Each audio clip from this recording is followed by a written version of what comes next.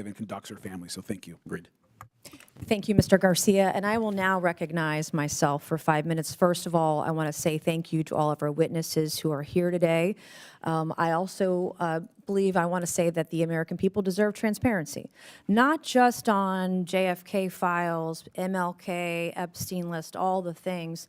I also want to say I'm grateful to President Trump for keeping good on his promise for transparency.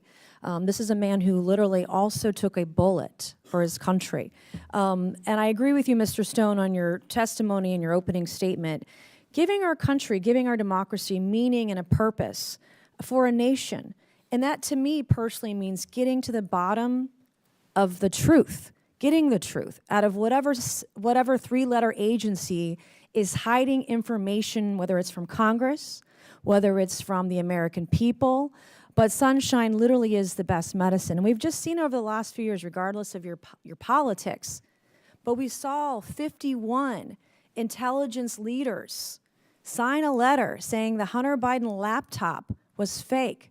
Turns out that was a cover-up.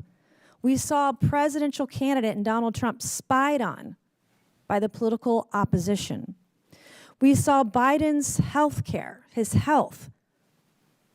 The previous administration lied to the American people about the president's health. They called his falling down cheap fakes.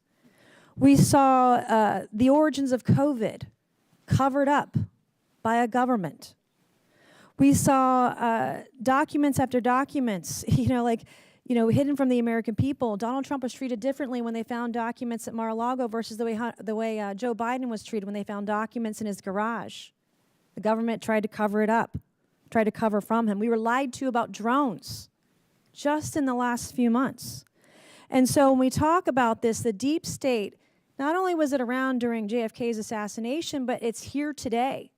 It is right before our eyes. And they are doing this in real time with regards to the Epstein list, which the government still has not released today, and the American people deserve to know who rich and powerful is on that list and who the government is covering up for. So for decades, we've seen this happen, and I'll get to a few questions. Mr. Morley, I want to start with you first.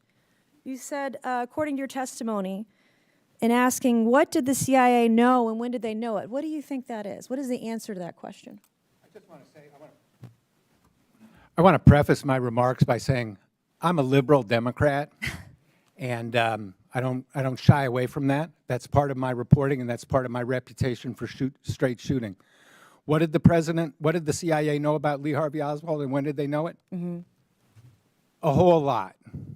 198 pages worth of information were on the CIA's desk when President Kennedy left for Dallas. So that foundational fact should guide us in understanding what happened. So who do you think fired the shot?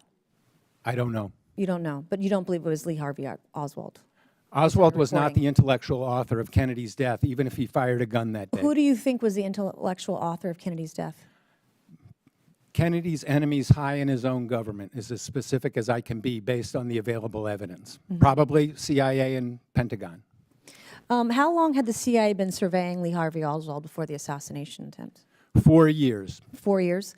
And what are some of the highlights of the CIA's pre-assassination file on Lee Harvey Oswald? They started reading his mail on November 9th, 1959, and they intercepted a number of letters between him and his mother. Those letters were forwarded to James Angleton in the summer of 1962. In the summer of 1963, Oswald attempted to infiltrate the CIA's favorite Cubans in New Orleans. He was arrested. The FBI sent reports on Oswald's arrest to Angleton's staff. They knew that he had attempted to infiltrate a CIA-funded group, that he had been arrested. And then they learned that he had attempted to travel to Cuba, a violation of U.S. law at the time, and he had made contact with a KGB officer in Mexico City. Okay, Mr. Morley, did the CIA or FBI have intelligence prior to the assassination of President Kennedy that Lee Harvey Oswald intended to kill him? No. Did the FBI did not either? No. No one did. And then how do we, Mr. Davison, how do we make sure the government is more transparent with Congress? You have 20 seconds. Good luck. I think In general, the most important thing is to provide the resources to agencies to process public records requests or requests from Congress so that this information can actually be reviewed and disclosed in a timely fashion, whether you are concerned about the truth of the statements that you raised at the top of your presentation, or if perhaps you want to understand more about the Trump administration's hateful campaign against trans individuals. Either way, you would require more resources for public records disclosure and requests. Okay, and just for clarification, Mr. Morley, this is about as nonpartisan as this committee gets, so good job. Thank you. I'll now recognize Congressman Christian Morphy for 5 minutes. Thank you, Madam Chair.